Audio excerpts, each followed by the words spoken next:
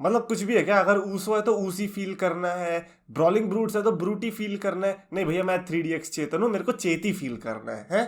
Sense बन रहा है? नहीं बन रहा ना? या शायद बन रहा है, गैस मेरे को सही में चेती फील हो भी नहीं रहा है। तो क्या चैंपियंस ऑफ द वर्ल्ड, मैं वो 3DX चेतन। स्मैकडाउन की स्टार्टिंग इस तरीके से हुई जो कि हमने एक्सपेक्ट नहीं कर रहा था। ब्रॉलिंग ब्रूट्स की एंट्रेंस में ड्रू मैकिंटायर का साथ, ये तो कुछ अलग ही सिनेरियो देखने को मिल गया था सुबह सुबह कि भाई साहब ड्रू मैकिंटायर जो है ऐसे छाती चौड़ा रहे हैं। बट आई गेस सेंस भी बनाता है किस तरीके से शेमस भी जॉन अब्राहम से मिलके आए थे, और अभी अभी रिसेंटली ड्रू मैकिंटायर भी जॉन अब्राहम से मिलके आए। तो ऐसा लग रहा है कि जॉन अब्राहम ने दोनों की सुलह करवा दी कि देखो पार्टनर बन जाओ साथ में, तुम कहाँ आपस में लड़े फिरे मिल रहे हो, एक ही कंट्री से आते हो, फुटबॉल देखते हो ट्विटर पे दोस्तों की तरह, तो फिर एक काम करो, एक टीम में आ जाओ। अब ये टीम में आ चुके हैं। शेमस ने कहा कि देख भाई बात सुन, अब क्या है, तू ब्रूटी है, यानी कि अब से तू को ब्रूटी फील करना पड़ेगा। जो कि मेरे को लगता है कि इनका काफी अच्छा क्या बोलते स्टेप है इस चीज को ट्रेंड में लाने का। बट ब्रूटी ट्रेंड नहीं होने वाला जितना उसी ट्रेंड में हुआ था। वो तो सैमी जेन के एंट्रेंस से पता चल ही गया था, जिस तरीके से उनके लिए चैंट्स लग रही थी। हालांकि सैमी जेन ने जिस तरीके से ये बता दिया कि भाई साहब हम लोग जो है हराने वाले हैं, स्पेशली सैमी जेन तो मेन इवेंट में भी है बुच के अगेंस्ट वर्ल्ड कप फाइनल के सेमीफाइनल्स के लिए, तो वो काफी स्पेशल था देखने के लिए। और उससे बड़ी बात, शेमस जो है फिफ्थ मेंबर की तलाश में थे, क्योंकि अभी तक 4 ही हुए। Who is going to be fifth? Apparently it's triple H. जो आप कहोगे वही हो जाएगा, कोई ऐसा सरप्राइज नहीं रहेगा। वही हमें स्मैकडाउन की एंडिंग में भी देखने को मिला। बट खैर जो पहला मैच आया था वो आया था रिकोशे की तरफ से, Ricochet and Ali, yes Mustafa Ali, यानी कि Pakistan versus USA, right, USA versus Pakistan के बीच ये वर्ल्ड कप देखने को मिला था क्वालिफायर्स मैच। जो भी जीतेगा वो सेमीफाइनल में लड़ेगा ब्रॉन स्ट्रोमन के अगेंस्ट। अभी अली का जीतना सेंस इसीलिए बना रहा था क्योंकि अली और ब्रॉन स्ट्रोमन का रिसेंटली ट्विटर पे जो बांटर हुआ था फ्लिपी फ्लॉपी के लिए, वो सेंस बनाता था। But at the same time जिस तरीके से अली को कूटा गया रॉ में, उसकी वजह से वो थोड़े इंजर्ड से दिखाई दे रहे थे, जिसके चलते रिकोशे को थोड़ी आसानी हुई यहाँ पर जीतने में। रिकोशे ने में काफी बार कहा भी कि देखो यार हमें ये करने की जरूरत नहीं है, I can take the victory. अबे ऐसे थोड़ी ना कोई हार जाएगा bro, this is not the way that you think. हालांकि ऐसा नहीं है कि अगर अली हार जाते तो उन्हें बुरा लगता कि नहीं पाकिस्तान बाहर हो गए, क्योंकि उन्होंने ट्विटर पे पहले ही बोल दिया था कि देखो मैं पाकिस्तान को रिप्रेजेंट कर रहा हूं, but I am also an Indian and I am also A USA citizen. तो फिर कोई भी इनमें से जाता है उनके लिए खुशी की बात होगी। यूएसए ने मैच जीता तो Mustafa Ali must be happy. वो तो मैच के बाद हमने देख ही रहे थे किस तरीके से दोनों ने कंधे में हाथ में डाल के चले गए कि हाँ यार अब से हम दोस्त हैं, क्योंकि दोनों फ्लिपी फ्लॉपर्स है, दोनों का एम एक ही है ना, ब्रॉन स्ट्रोमन को हराना। तो अगर दुश्मन सेम है तो फिर दोस्त बनने में क्या जाता है। बैकस्टेज में जिस तरीके से एक और बार फिर से जे उसो को कैरेक्टर ब्रेक करवाया सैमी जेन ने, सैमी जेन को अवार्ड मिलना चाहिए 2022 में most number of times character break करवाने का, क्योंकि आप रोमन रेंज जैसों को हंसा सकते हो, जे उसो को मल्टीपल टाइम्स हंसा सकते हो, that has to be a record. But at the same time ये रिकॉर्ड तो मेरे हिसाब से तभी मिलना चाहिए जब आप सोलो सिकोवा को हंसा पाओगे।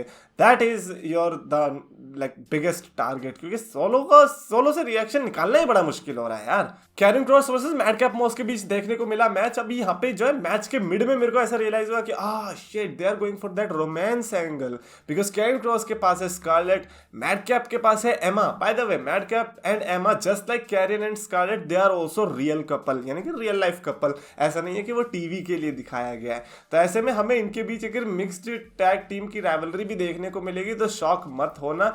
आई think this is the best way that you can get Emma over in this main roster. खैर ब्रे वाइट का सेगमेंट आता है भाई साहब। ब्रे वाइट का जो सेगमेंट के जो स्टार्टिंग के 5 मिनट्स होते हैं एंट्रेंस से लेके जब तक वो बोलते हैं my name is Bray Wyatt, तब तक तो ऐसा लगता है कि हम लोग अभी भी वो पहला वाला सेगमेंट ही देख रहे हैं। नहीं सेकंड वाला, नहीं थर्ड वाला, ओ वहां तक तो सारे सेगमेंट सेम ही होते हैं।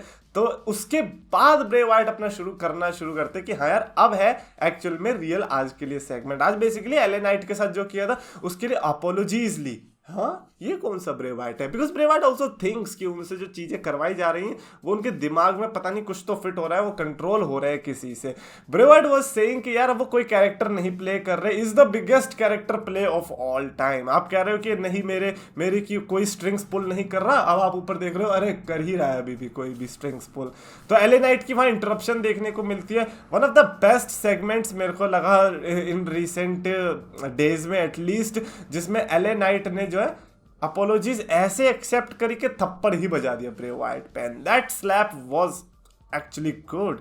एंड ब्रे वाइट ने फिर भी अपना गुस्सा शांत रखा, और क्योंकि एले नाइट ने कहा now we are even, Bray Wyatt ने कहा देखो भाई अब जो तुम डिसीजन लोगे वो तुम्हारा फ्यूचर तय करने वाला है। और उनकी आंखों में वो डर था, वो होता है ना कि भाई तू बाहर मिल, तू बाहर मिल, वो वाला गुस्सा था ब्रे वाइट के अंदर। तो यानी कि ब्रे वाइट ने एक और बार हाथ बढ़ाया कि भाई देख ले अब या तो तू हाथ मिलाएगा या नहीं मिलाएगा, और अगर नहीं मिलाएगा तो क्या क्या हो सकता है तेरे को पता भी नहीं है।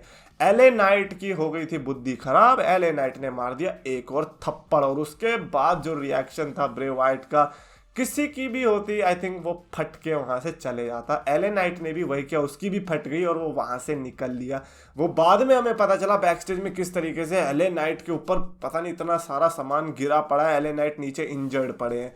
सो that was very sad to see L A Knight के साथ ये हो रहा है। But at the same time Bray Wyatt ने आपको चांस दिया था, और ब्रे वाइट अगर आपको चांस दे रहे हैं स्पेशली इस टोन के साथ, इस अल्टीमेटम के साथ, देन आप उनसे पंगा नहीं लेना चाहोगे। ये राइवलरी के लिए I am definitely interested now, because अब एक्साइटमेंट लेवल बढ़ चुकी है ना, क्योंकि अब ब्रे वाइट का पर्सनल इंटरेस्ट, पर्सनल वेंडेटा दिख रहा है इसके अंदर कि वो क्यों एले नाइट को मारना चाहेंगे। But do he want to fight L A Knight, या फिर वो इतने में ही खुश हो जाएंगे? ब्रे वाइट भी लाइक कि यार ये तो उतना बड़ा अपोनेंट भी नहीं है, इसको तो मैं ऐसे ही खत्म कर सकता हूँ। That could be the thing जहां पर ब्रे वाइट जो है नए अपोनेंट की तरफ तलाश करे और ऐसे अपोनेंट को वो ऐसे ही खत्म कर दे। शायना बेजलर और शॉर्ट्जी के बीच भी मैच देखने को मिला, जिसमें शायना बेजलर हार गई थैंक्स टू रकेल रॉड्रिगेज, जो कि पहली बार हंसी नहीं, मतलब आज मैंने उनकी लाफ्टर कम देखी मैच तक, उसके बाद तो दोबारा से देखने को मिली गई।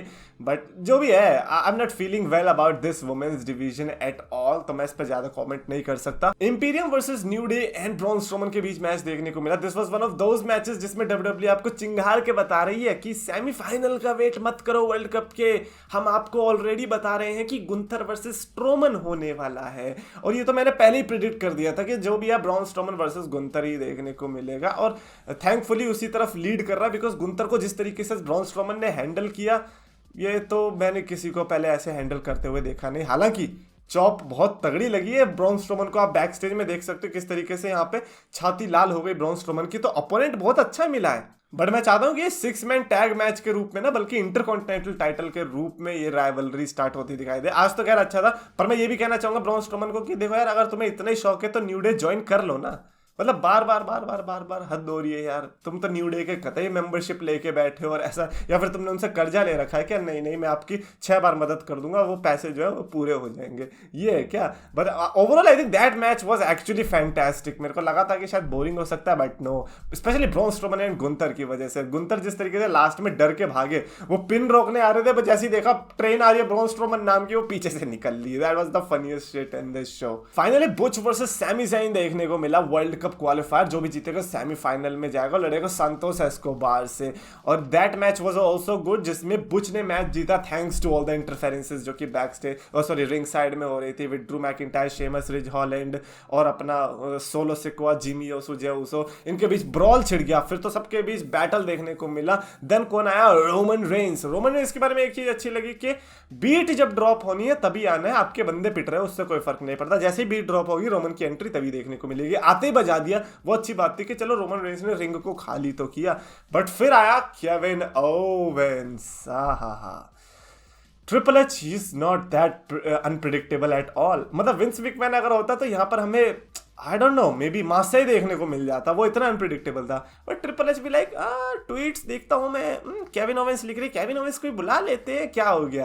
केविन ओवेंस को ही बुला लिया। बट मैं ये कह रहा हूँ कि सेंस भी बहुत ज्यादा बना रहा है। First of all we would love to see Kevin Owens right in this War Games type of matches. We would love to see Kevin Owens and Sami Zayn face off, जो कि आज भी देखने को मिला। We would love to see Kevin Owens versus Roman Reigns situation, क्योंकि वो पिछले कुछ महीनों से हमने देखा केविन ओवेंस किस तरीके से रोमन रेंस को अटैक करने की, उनको हराने की, उनसे चैंपियनशिप लेने के लिए टीज कर रहे थे, क्योंकि मोस्टली वो अनसक्सेसफुल ही रहे रोमन रेंस के अगेंस्ट इस रेन के दौरान। तो ऐसे में I think Kevin Owens makes the perfect sense. और रोमन रेंस के 3 बड़े राइवल्स शेमस, ड्रू मैकिंटायर और केविन ओवेंस तीनों सामने होने वाले। तो मेरे को नहीं पता कोई भी ऐसा रीजन जिसकी वजह से हम ये कह सके कि वॉर गेम्स बेकार होने वाला है। वॉर गेम्स एटलीस्ट ये वाला match, I am not talking about the females match, is going to be interesting. सिर्फ एक और हफ्ता बचा, उसके बाद हमें पता ही चल जाएगा कि भाई वॉर गेम्स की औकात क्या है।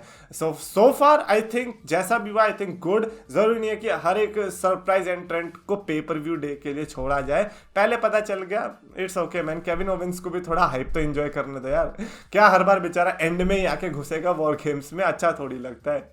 एनीवेज ओवरऑल आज की स्मैकडाउन को अगर मेरे को रेट करना होगा, I was pretty much like entertained, तो I think I would give it 4.25 out of 5 की स्टार रेटिंग। बिकॉज एक भी apart from the Shayna segment मेरे को ऐसा लगा नहीं कि हाँ थोड़ा बोरिंग हो रहा है। तो 4.25 स्टार रेटिंग। कमेंट्स में आप अपने रिव्यूज, थॉट्स और रेटिंग्स बता सकते हो, और अगर आपने कुछ और नोटिस किया तो वो भी। और अगर आपको वीडियो पसंद आए तो प्लीज लाइक और शेयर करो, चैनल को सब्सक्राइब करो।